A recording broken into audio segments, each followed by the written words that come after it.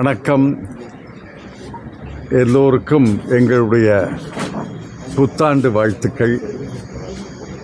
அடுத்தது பொங்கல் வாழ்த்துக்கள். புதிய ஆண்டு மகிழ்ச்சி மிகுந்த வளமும் நிறைந்த ஆண்டாக இருக்க வேண்டும் என்று நாங்கள் வேண்டுகிறோம்.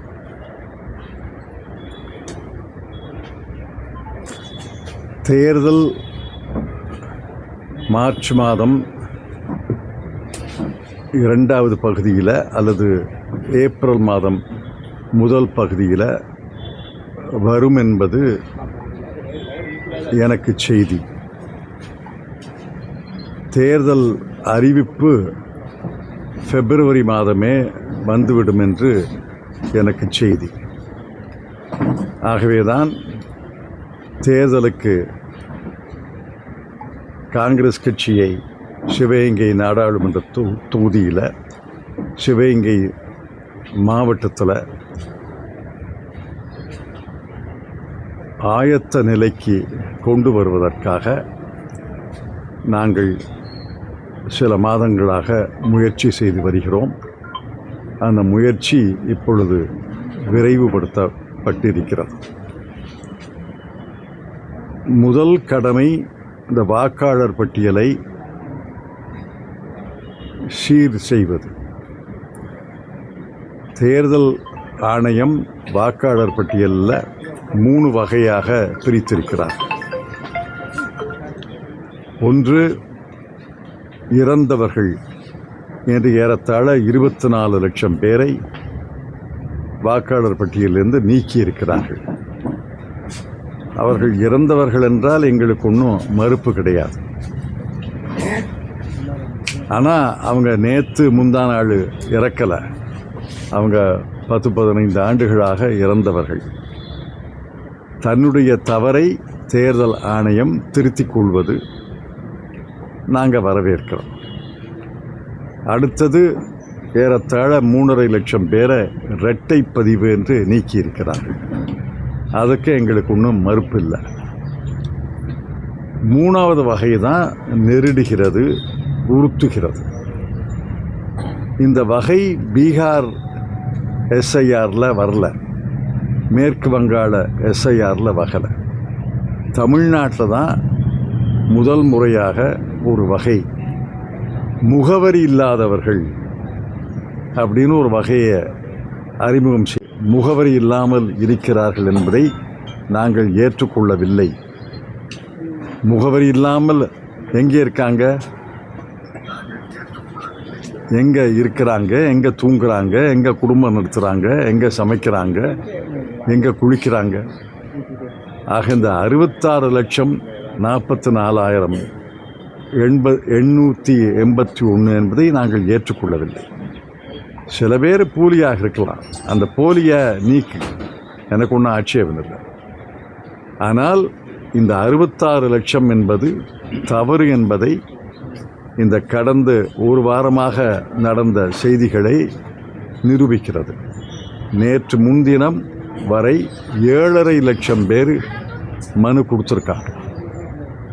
தங்களை வாக்காளர் பட்டியலில் சேர்க்க வேண்டும், தங்களை நீக்கியது தவறு என்று 7.5 லட்சம் பேர் மனு கொடுத்துறதுக்காக உங்கள் ஊடகங்களில் தான் வந்திருக்கு. இன்றைக்கும் நாளைக்கும், நாளை மறுநாளும் 3ஆம் தேதி 4ஆம் தேதி முகாம்களில் மேலும் பல பேர் கொடுப்பாங்க. என்னுடைய கணிப்பு 10 லட்சத்தை தாண்டிடும். அப்படின்னா அந்த 66 லட்சம் என்பது தவறு என்பது அதையே நிரூபிக்கிறது. 10 லட்சம் பேர் மனு கொடுத்தாங்கன்னா எப்படி அவங்கள நீக்கினீங்க? திராவிட முன்னேற்றக் கழகம், காங்கிரஸ் கட்சி இரண்டும் முனைப்பாக தவறாக நீக்கப்பட்டவர்களை மீண்டும் வாக்காளர் பட்டியலில் சேர்க்கிறதுக்கு முனைப்பாக செயல்படுகிறார்கள். வேறு எந்த கட்சியும் செயல்படுவதாக எனக்கு தெரியலை. சில இடங்களில் அஇஅதிமுக செயல்படுவதாக கேள்விப்பட்டேன். ஆனால் திராவிட முன்னேற்றக் கழகமும் காங்கிரஸ் கட்சியும் முனைப்பாக இதை செய்கிறது. எங்களுடைய வட்டார தலைவர்கள், நகரத் தலைவர்கள், வாக்குச்சாவடி முகவர்கள், BLA 2 எல்லாரும் களத்தில் இருக்காங்க. எல்லாரும் இன்னைக்கு நாளை மறுநாள் நீக்கல் பட்டியலை பார்த்துவிட்டு அதில் தவறாக யாராவது நீக்கப்பட்டிருந்தால் அவர்களை ஜனவரி 3ஆம் தேதி, ஜனவரி 4ஆம் தேதி வாக்குச்சாவடியில் நடைபெறும் முகாமில் சேர்க்க மனு தருவார்கள். அதை எல்லாரும் செய்ய வேண்டும். விழிப்போடு இருந்து தேர்தல் ஆணையத்தின் சூழ்ச்சிகளை எல்லாம் முறியடிக்க வேண்டும் என்பது என்னுடைய வேண்டுகோள். இப்போ நாங்கள் இந்தியா கூட்டணியில் இருக்கிறோம். இந்தியா கூட்டணியில் தான் காங்கிரஸ் இருக்கிறது. 5 பேரை பேச்சுவார்த்தை நடத்துவதற்காக காங்கிரஸ் தலைமை நியமித்திருக்கிறது. 5 பேரும் முதலமைச்சரையும் மற்ற தலைவர்களையும் ஒரு முறை சந்தித்திருக்கிறார்கள். நானும் ஒரு குழுவை நியமிக்கிறேன், பிறகு பேச்சுவார்த்தை தொடங்கலாம் என்று சொல்லியிருப்பதாக எனக்கு தமிழ்நாடு காங்கிரஸ் கமிட்டி தலைவர் சொன்னார். ஆக இந்த கூட்டணி வலுப்படும், மேலும் வலிமை அடையும், அன்றி வேறு யோசனைகளே கிடையாது. இந்தியா கூட்டணி ஒற்றுமையாக வலிமையாக தேர்தலை சந்திக்கும், தேர்தலிலே வெல்லும் என்பது என்னுடைய முழு நம்பிக்கை. கேள்வி என்ன கேளுங்க. முதல்வர் திராவிட பொங்கல்னு சொல்லி ஒரு அறிக்கை கொடுத்துருக்காங்க. அது இப்போ சர்ச்சையை, திராவிட பொங்கல் வாழ்த்துக்கள்னு சொல்லியிருக்காங்க. ஒரு சர்ச்சையை ஏற்படுத்தியிருக்காங்க. என்ன சர்ச்சை? அது திராவிட பொங்கலுக்கு திராவிட இது உண்டாகலாம் அப்படின்னு சொல்லி, அது பொங்கல்னு சொல்லாம திராவிட தமிழ்நாட்டு பொங்கல்னு சொன்னால் ஒத்துக்குவீங்கல்ல? அவங்க திராவிடத்தில் தமிழ்நாடு ஒரு அங்கம். திராவிடம் என்பது எல்லாருக்கும் தெரிஞ்ச சொல் தானே. பல பாடல்களில் திராவிடம் என்று வருகிறது. அதனால் திராவிட பொங்கல் என்று சொல்வதாலே பிழைன்னு சொல்ல முடியாது. தமிழ் பொங்கல், தமிழ்நாட்டு பொங்கல், இதே சங்கராந்தி என்று பல மாநிலங்களில் கொண்டாடுறாங்கள்ல. கர்நாடகத்தில், ஆந்திராவில், கேரளாவில் சங்கராந்தி என்று கொண்டாடுகிறார்கள். ஆக 5 தென் நாட்டு மாநிலங்களுக்கும் பொதுவான விழா தான். அதனால் அதில் ஒன்றும் பெரிய சர்ச்சைக்கு இடம் இல்லை. வரப்போகிற சட்டமன்ற தேர்தல் யாருக்குமான போட்டியாக இருக்குது சார்? விஜய் டிவிகேக்கும் டிஎம்கேக்கும் மட்டும் இடையிலான போட்டி, ஏடிஎம்கே பாஜகலாம் சீன் இல்லைங்கிறாரு. விஜய் அவர்களுக்கு நல்வாழ்த்துக்கள். அவர் முயற்சி வெல்லாது. இந்தியா கூட்டணி தான் வெல்லும், அதில் ஒன்றும் சந்தேகமே கிடையாது என் மனசில். ஏன்னா இந்தியா கூட்டணி வலிமையான கூட்டணி, பல தேர்தல்களை சந்தித்த கூட்டணி. தேர்தலை எப்படி நடத்துவது, தேர்தலில் எப்படி பிரச்சாரம் செய்வது என்பதெல்லாம் பழகிய கூட்டணி. யாரும் போட்டி என்பது தொகுதியை பொறுத்து தான். ஒரு தொகுதியில் இந்தியா கூட்டணிக்கும் இன்னொரு கட்சிக்கும் போட்டி இருக்கலாம். இன்னொரு தொகுதியில் இந்தியா கூட்டணிக்கு இன்னொரு கட்சிக்கும் போட்டி இருக்கலாம். ஆனால் இந்தியா கூட்டணி வெல்லும் என்பது என்னுடைய முழு நம்பிக்கை. இந்த முறை சட்டமன்ற தேர்தலுக்கு எவ்வளவு சீட்டு கேட்கலாம்? எவ்வளவு கேட்கலாம்னு நீங்கள் நினைக்கிறீங்க? காங்கிரஸ் 40 தொகுதி, காங்கிரஸ் கட்சி இதெல்லாம் ஒவ்வொரு தேர்தல்லையும் இந்த மாதிரி பத்திரிகையாளர்கள் கேட்கறது தான். ஒவ்வொரு தேர்தலையும் நாங்கள் பதில் சொல்லுவோம். பேச்சுவார்த்தை மூலமாக தலைவர்கள் முடிவு செய்வார்கள். கடைசியில் எத்தனை இடங்கள் என்பது திராவிட முன்னேற்றக் கழக தலைவரும் காங்கிரஸ் தலைவரும் முடிவு செய்வார்கள். மற்றவங்கள்லாம் கருத்து சொல்லலாம், ஆனால் முடிவு 2 பேருக்கு இடையே தான் முடிவு. தமிழ்நாட்டோட பொருளாதார வளர்ச்சி எந்த அளவுக்கு உங்களுக்கு பாருங்க? இது வந்து ஊபியோட கம்பேர் பண்ணுறாங்க. எனக்கு உடன்பாடு கிடையாது. எங்களுடைய தோழர் சொன்னதில் எனக்கு உடன்பாடு கிடையாது. இந்திய மாநிலங்களிலேயே தமிழ்நாடு தான் கடந்த ஆண்டு அதிகமான வளர்ச்சி என்று திட்ட கமிஷன், இப்போ நீத்தி ஆயோக்னு பேர் வச்சுருக்காங்க, அந்த நீத்தி ஆயோகுடைய அறிக்கையை இந்திய மாநிலங்களிலேயே வளர்ச்சியில் முதலிடம் தமிழ்நாடு என்று தெளிவாக மத்திய அரசு நீத்தி ஆயோக் அறிக்கையை தந்திருக்கிறது. அதனால் உத்தரப்பிரதேசத்தோடு ஒப்பிடுவதை எனக்கு உடன்பாடு கிடையாது. அதுக்கு பல காரணங்கள் இருக்குது. அதையெல்லாம் வெளியில் சொல்ல வேண்டிய அவசியமில்லை. மெத்த படித்தவர்களோடு நான் பொது அரங்கில் எனக்கு ஒன்றும் தகுதி கிடையாது. அதனால் எனக்கு உடன்பாடு இல்லைன்னு சொல்கிறேன். 100 நாள் வேலைவாய்ப்பு திட்டம் பேர்கள் மாற்றுறது அது கண்டனத்துக்குரியது. பல காரணங்களுக்காக கண்டனத்துக்குரியது. முதல்ல மகாத்மா காந்தி பெயரை நீக்கியது மிகப்பெரிய பிழை, இமாலய பிழை. மகாத்மா காந்தி பெயரில் இந்தியாவில் ஒரு மிகப்பெரிய சமுதாய நலத்திட்டத்தை நாங்கள் அறிமுகம் செய்தோம்.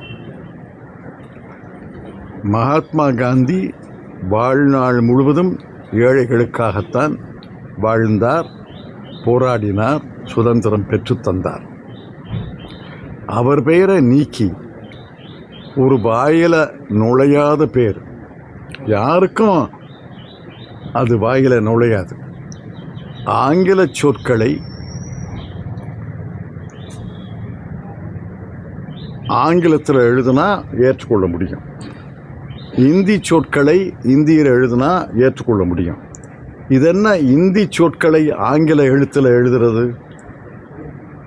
இந்தி சொற்களை ஆங்கிலத்தில் எழுதினா இந்தி மட்டும் தெரிஞ்சவர்களுக்கு படிக்க முடியாது, ஆங்கிலம் மட்டும் தெரிந்தவர்களுக்கு பொருள் புரியாது. இப்போ யாருக்காக பேர் வச்சுருக்காங்க இந்த மாதிரி? நான் சவால் விட்டு சொல்கிறேன், யாராவது ஒருத்தர் இங்கே ஜி ராம் ஜி அதனுடைய விளக்கத்தை சொல்ல முடியுமா? நீங்கள் பத்திரிகையில் போடுறீங்க ஜி ராம் ஜின்னு. ஜி ராம் ஜி எந்த இந்தி சொற்களை அது குறிக்கிறதுன்னு யாராவது சொல்ல முடியுமா? அந்த ஜி என்ன, ஆர் என்ன, ஏ என்ன, எம் என்ன, ஜி என்ன, யாராவது சொல்ல முடியுமா? நீங்கள் பத்திரிகையாளர்கள் தினமும் எழுதுறீங்க, ஆனால் உங்களாலேயே சொல்ல முடியலை. பல எம்பிக்கள் இது என்ன பொருள்னு கேட்குறாங்க. ரெண்டாவது, இந்த திட்டத்தில் பெரிய பிழைகள் இருக்கின்றன. முதல்ல கேரண்டியே கிடையாது, மத்திய அரசு கேரண்டியும் கிடையாது, மாநில அரசு கேரண்டியும் கிடையாது. ஒன்று. ரெண்டாவது, ஊதியத்துக்கு மத்திய அரசே முழு பொறுப்பு, பொருள்களுக்கு மத்திய அரசு 90% பொறுப்பு, மாநில அரசு 10% பொறுப்பு. இப்போ ஊதியத்துக்கும் பொருளுக்கும் மொத்த செலவில் 40% மாநில அரசுகள்னா, மாநில அரசுகளில் ஏற்கனவே நிதி ஆதாரங்கள் குறைந்த மாநிலங்கள் தான் இந்தியாவின் எல்லா மாநிலங்களும். அதனால் 40% மாநில அரசின் பொறுப்புன்னா எந்த மாநிலத்திலையும் முழுமையாக இது நிறைவேறாது. மூன்றாவது, எங்கள் திட்டம் டிமாண்ட் ட்ரிவன், வேலை கேட்டால் வேலை கொடுக்க வேண்டும். இவர்கள் திட்டம் சப்ளை ட்ரிவன். வேலை கொடுத்தால்தான் வேலை கேட்க முடியும். மத்திய அரசு தான் ஒரு மாநிலத்தில் எந்த மாவட்டங்களில் எந்த ஒன்றியங்களில் செயல்படுத்துவது என்று தீர்மானிக்குமா. மத்திய அரசு அதை அறிக்கையை வெளியிடாட்டி இந்த திட்டமே நிறைவேறாது. இப்போ தமிழ்நாட்டில் பல மாவட்டங்கள் இருக்கு. மத்திய அரசு எல்லா மாவட்டங்களையும் குறிப்பிட வேண்டும் என்ற அவசியம் கிடையாது. அந்த சட்டத்திலேயே இருக்குது. 3 மாவட்டத்தில் தான் செயல்படும். என்ன பண்ணுவாங்கன்னா, தேர்தலுக்கு முன்னாடி பாரதிய ஜனதா கட்சி ஆளும் அனைத்து மாநிலங்களும் அனைத்து மாவட்டங்களும் அறிவிக்கப்படும். பாரதிய ஜனதா கட்சி ஆளாத மாநிலங்களில் ஒப்புக்கு 1 மாவட்டம் 2 மாவட்டம் அறிவிக்கப்படும். கடைசியில் வேடிக்கையிலையும் வேடிக்கை, சராசரியாக பாரதிய ஜனதா கட்சி அரசு அதுக்கு முந்தைய காலத்தில் கூட சராசரியாக 50 நாட்கள் தான் வேலை தந்திருக்காங்க. ஒரு வருஷத்தில் 51 நாள் ஆச்சு, ஒரு வருஷத்தில் 52 நாள் ஆச்சு. இப்போ 100 கொடுக்க வழி இல்லை. 125. ஏன் 125 நிறுத்திட்டீங்க? 365 சொல்ல வேண்டியதானே. 325 சொன்னாலும் ஒன்று தான், 125 சொன்னாலும் ஒன்று தான். இதெல்லாம் இந்த திட்டத்தை பற்றி நரேந்திர மோடி அவர்கள் பிப்ரவரி மாதம் 15ஆம் தேதி நாடாளுமன்றத்தில் பேச்சை உங்களுக்கு நினைவுபடுத்துகிறேன். இந்த திட்டத்தை நாங்கள் ஏற்றுக்கொள்ளவில்லை, ஆனால் இந்த திட்டத்தை நான் ஒழிக்க மாட்டேன். என்னுடைய அரசியல் உள்ளுணர்வு என்ன சொல்கிறது என்றால், இந்த திட்டம் தொடர்ந்து இருக்கணும். ஐக்கிய முற்போக்கு கூட்டணியுடைய படுதோல்விக்கு நினைவு சின்னமாக இந்த திட்டம் இருக்கும். A monument to UPA's failures அப்படின்னு சொன்னார். அவரால் இந்த திட்டத்தை நிறைவேற்ற முடியாது என்று எங்களுக்கும் தெரியும், ஏழை எளிய மக்களுக்கும் தெரியும். 12 கோடி மக்கள் இந்த திட்டத்தை நம்பி இருக்காங்க. அதில் 8.6 கோடி மக்கள் ஜாப் கார்டு வச்சுருக்காங்க. அதில் ஒரு ஆண்டுகள் 7 கோடி பேருக்கு வேலை கிடைச்சிருக்கு, ஒரு ஆண்டு 5 கோடி பேருக்கு வேலை கிடைச்சிருக்கு. இப்போ நீங்கள் பாருங்கள், மழமழன்று சரியும். இந்த திட்டத்தை அவர்கள் ஒழித்து புதிய திட்டத்தை அறிமுகம் செய்ததை நாங்கள் கடுமையாக காங்கிரஸ் கட்சி கண்டிக்கிறது. மத்திய காங்கிரஸ் காரிய கமிட்டியில் தீர்மானம் நிறைவேற்றியிருக்கோம். சமீபமாக நாம் தமிழர் கட்சியினர் பாரதியாரோட ஒப்பிட்டு பெரியாரை விமர்சனம் செய்கிறார்கள். அதெல்லாம் எங்களுக்கு உடன்பாடு கிடையாது. பெரியார் சில கருத்துக்களை சொல்லியிருக்கலாம், அது ஏற்புடையதாக இருக்காது. ஆனால் பெரியார் ஏற்படுத்திய புரட்சி காலத்துக்கும் அழிக்க முடியாது, சரித்திர புரட்சி.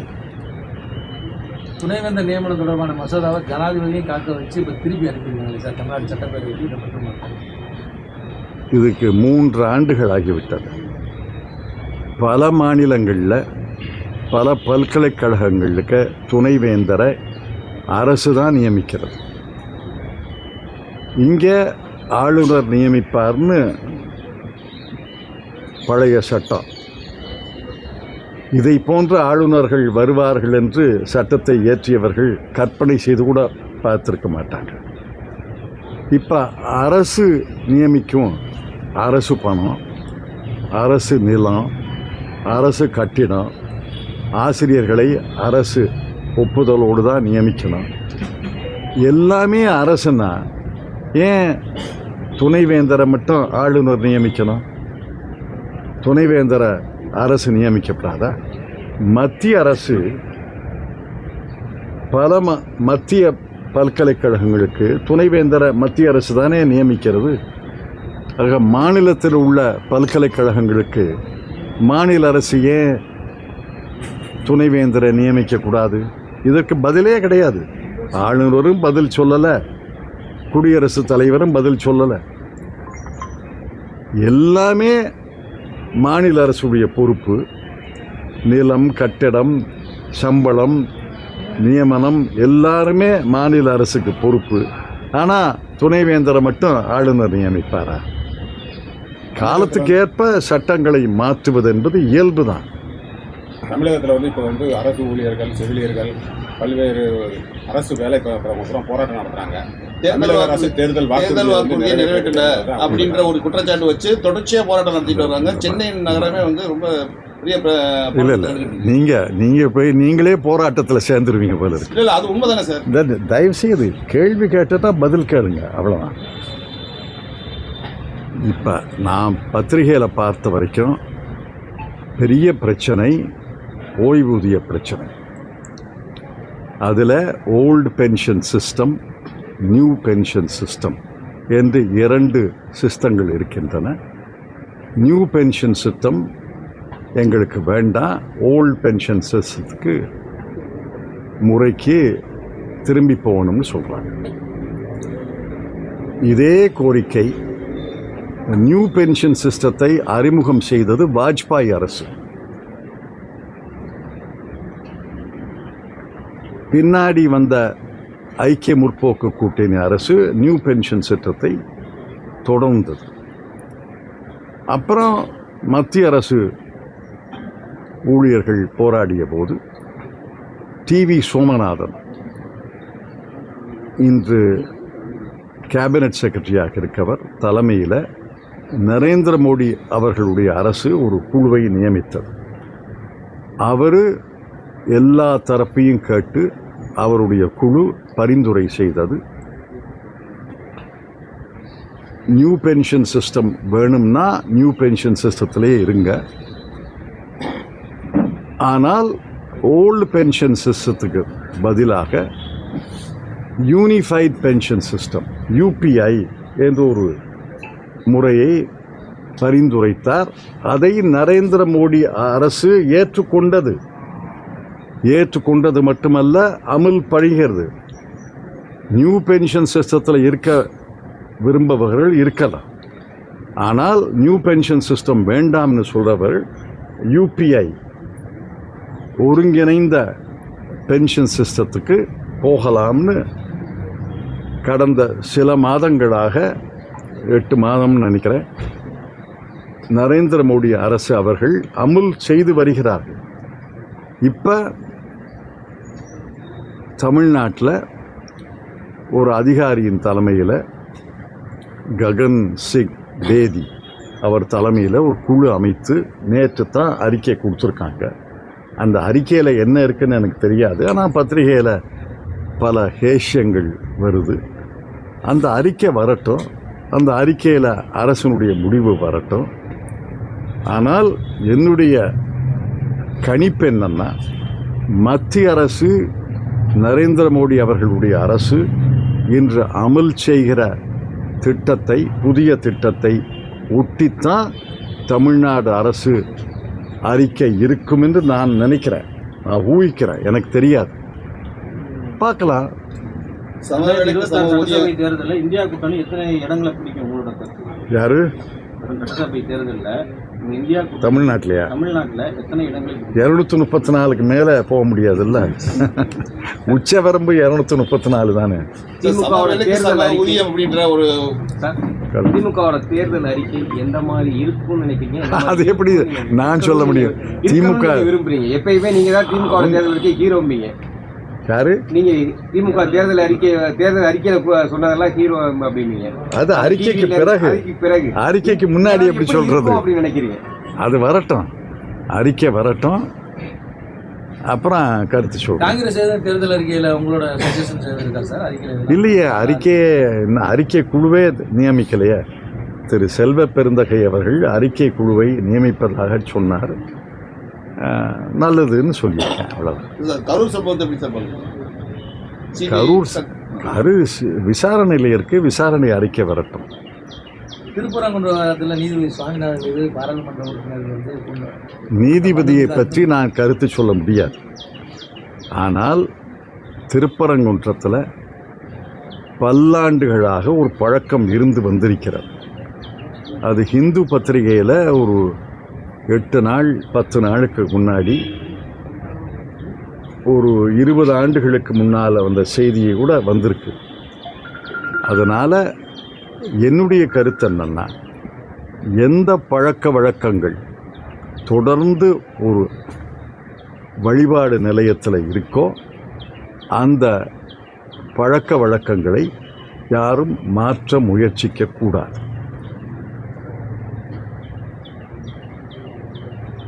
தொண்டு தொற்று என்ன பழக்க வழக்கங்கள் இருக்கோ அந்த பழக்க வழக்கத்தை தான் கடைபிடிக்க வேண்டும் என்பது என்னுடைய கருத்து.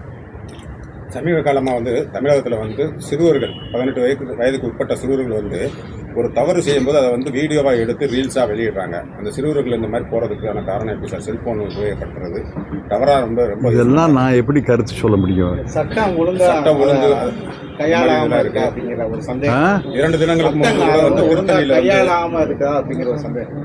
எப்படி கையாளணும்னு நினைக்கிறீங்க? கடுமையான முறையில் 18 வயதுக்கு உட்பட்டவர்கள் மீது கடுமையான நடவடிக்கை எடுக்கணுமா, இது இந்த ரீல்ஸ் எடுத்து வெளியிடுறவங்கள மீது? அந்த மாதிரி 18 வயதுக்கு உட்பட்டவர்கள் பயன்படுத்தக்கூடாது அந்த மாதிரி ஏதாவது ஒன்று கொண்டு வரணும்.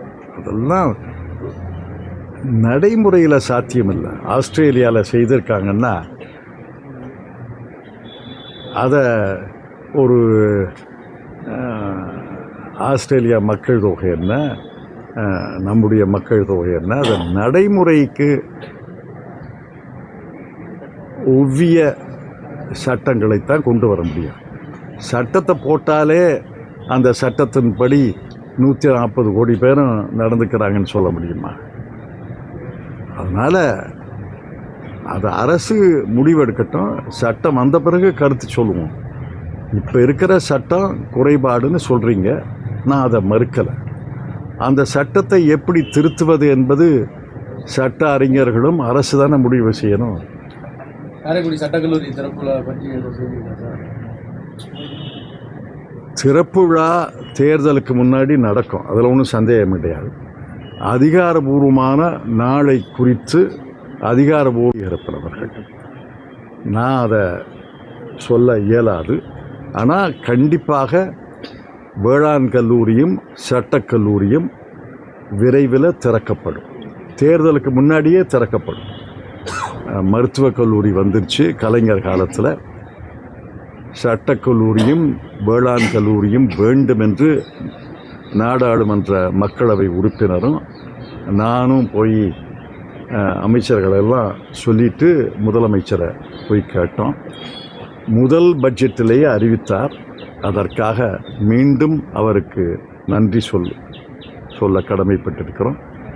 அந்த பிரம்மாண்டமான கட்டிடங்கள் எழும்பி இருக்கின்றன. தரமான கட்டிடங்கள்னு நான் பார்த்த வரைக்கும் எனக்கு தோணுது.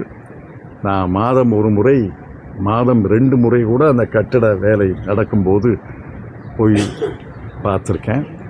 அந்த 2 கட்டிடங்கள் மற்ற நிகழ்ச்சிகளெல்லாம் ஜனவரியிலேயே நடக்கலாம். ஆனால் அதிகாரபூர்வமான அறிவிப்பை தமிழ்நாடு அரசு வெளியிடும் என்று நான் எதிர்பார்க்கிறேன்.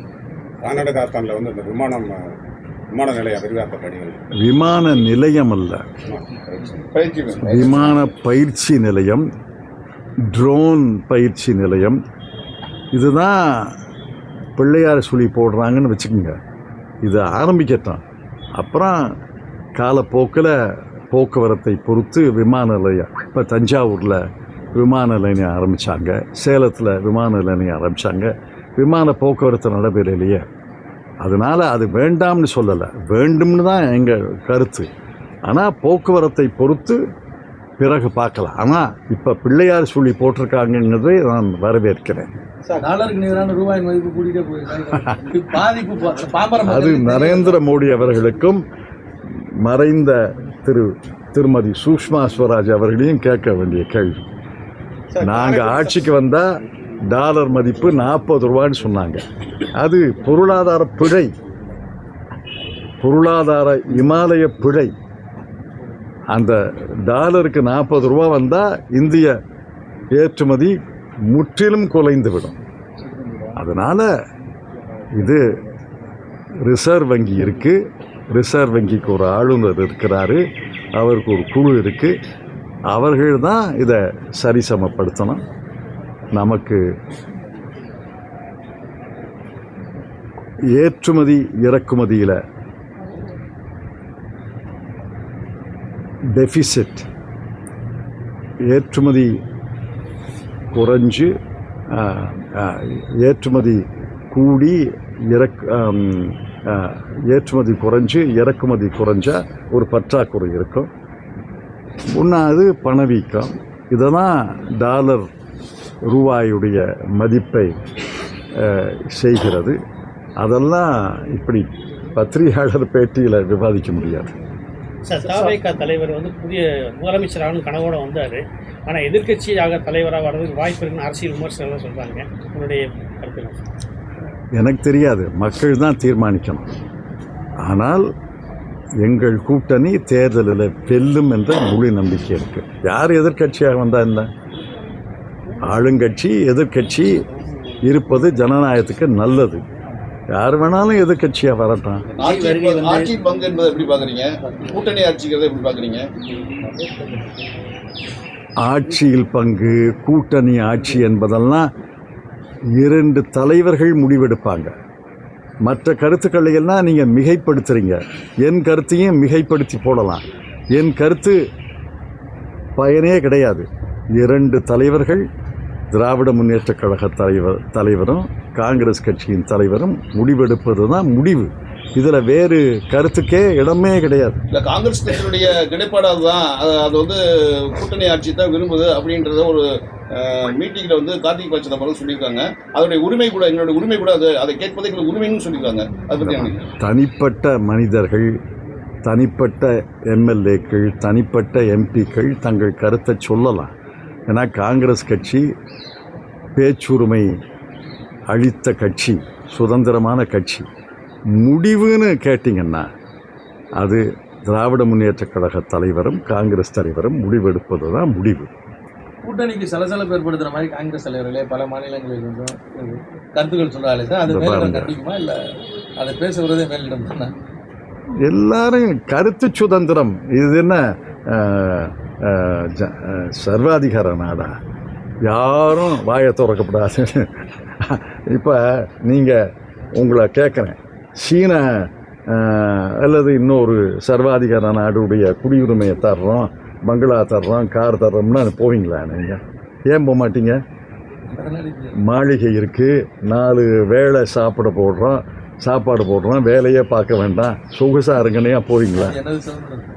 அதான், அதுதான் தனி மனிதனுடைய பேச்சுரிமை வேறு, கட்சியினுடைய முடிவு வேறு. ரெண்டையும் குழப்பாதீங்க. ரெண்டையும் குழப்பறதுனால தான் இந்த குழப்பமே வருது. சார், அது வழிநடத்தி திருமாவளவன் சொல்லியிருக்காரு. அதாவது எங்களுக்கு கூட்டணி ஆட்சி தான் வேணும், எங்களுக்கு கூட்டணி. அவர் திருமாவளவனை கேட்கணும். அவர் ஒரு கட்சியினுடைய தலைவர், அவரை கேளுங்க. நீங்க 2 கட்சி தலைவர் சேர்ந்து முடிவெடுக்கணும்ன்ற விஷயத்தை சொல்லியிருக்கீங்க. எங்க கட்சியை பற்றி தான் நான் பேச முடியும். திராவிட முன்னேற்றக் கழக தலைவர் கூட்டணிக்கு தலைவர், காங்கிரஸ் கட்சி அது ஒரு அங்கம், காங்கிரஸ் கட்சியின் தலைவர் இருக்கிறார். 2 தலைவர்களும் எடுக்கும் முடிவு தான் எங்களுடைய முடிவு. நீங்களே பாருங்க, காரைக்குடியில் வளர்ச்சி இருக்கா இல்லையான்னு பாருங்க, பார்த்து சொல்லுங்க. நாங்கள் சட்டமன்ற தேர்தலுக்கு எந்த தொகுதியில் வேட்பாளர் நிற்கிறாரோ அந்த தொகுதியுடைய வேட்பாளர் ஒரு அறிக்கை தருவார், இல்லை ஒரு தேர்தல் அறிக்கை தருவார். இல்லை இப்போ காரைக்குடி தொகுதியில் எங்கள் வேட்பாளர் இருந்தார்னா அந்த வேட்பாளர் தேர்தல் அறிக்கை தருவார். அந்த தேர்தல் அறிக்கையில் வளர்ச்சியெல்லாம் பட்டியலிடுவோம். எந்த தொகுதியிலையும் எங்கள் வேட்பாளர் இருந்தால் நாங்கள் பட்டியலிடுவோம். நீ காரைக்குடி தேர்தல் அறிக்கை யார் வெளியிட்டாலும் சரி, நீண்ட பட்டியலை வெளியிடுவோம். நிறைய முறை சண்டை போடுறது சார் பேசுகிறாங்க. யாரு? சட்டசபையில் அண்ணன் பேசியிருக்கிறாங்க. சொல்லுங்க. அடுத்த கேட்கறதுக்கு அளவுக்கு காங்கிரஸ் தன்னுடைய பலத்தை உயர்த்தியிருக்காங்க. இந்த பாருங்க, இதெல்லாம் காங்கிரஸ் கட்சியின் தலைவரும் திராவிட முன்னேற்றக் கழகம் தலைவரும் முடிவெடுப்பாங்க. நீங்கள் கேள்வி கேட்டு நாம் பதில் சொல்வதாக பயனே கிடையாது. சார் திருமயத்தில் வந்து திருமய பெல் கம்பெனியில் மன்மோகன் சிங் அவர்கள் ஆரம்பிச்சு வச்சதுனால இப்போ வந்து ஆள் குறைப்பு வந்து நடந்துட்டு இருக்கு. எனக்கு தெரியலையே, எனக்கு செய்தி இல்லை, எனக்கு அந்த மாதிரி செய்தி இல்லை. வர தேர்தலில் காங்கிரஸ்ல இந்த பிரிஞ்சு வந்தாங்களா உள் சேர்க்கறதுக்கு காங்கிரஸ் எல்லாரும் காங்கிரஸ்ல தான் இருக்காங்க. காங்கிரஸ்ல பல பிரிவுகளாக இருக்காங்களா ஒன்று சேர்க்க முயற்சி பல பிரிவுகள் இருக்கதா எனக்கு தெரியல. நான் போகிற இடத்துல எல்லாம் எல்லாரும் தான் கூடுறாங்க. கடந்த சட்டமன்ற தேர்தலில் காங்கிரஸுக்கு வந்து போதிய அளவு திமுக தரப்புல வந்து ஆதரவு கொடுக்கப்படலைங்கிற ஒரு புகார் வந்து அதெல்லாம் கிடையாது. 25 இடங்கள் கொடுத்தார்கள், 18 வெற்றி பெற்றோம், 72% ஸ்ட்ரைக் ரேட். ஆக எல்லாரும் ஒத்துழைப்பு தந்தாங்க. திராவிட முன்னேற்றக் கழகம், விசிகா, இந்திய கம்யூனிஸ்ட் கட்சி, மார்க்சிஸ்ட் கம்யூனிஸ்ட் கட்சி, முஸ்லீம் லீக் எல்லாரும் ஒத்துழைப்பு தந்தாங்க. 25ல் 18 வென்றோம், 72% ஸ்ட்ரைக் ரேட். தமிழ்நாட்டில் அதிகமான ஸ்ட்ரைக் ரேட் காங்கிரஸ் கட்சி. சரி, நன்றி, வாங்க.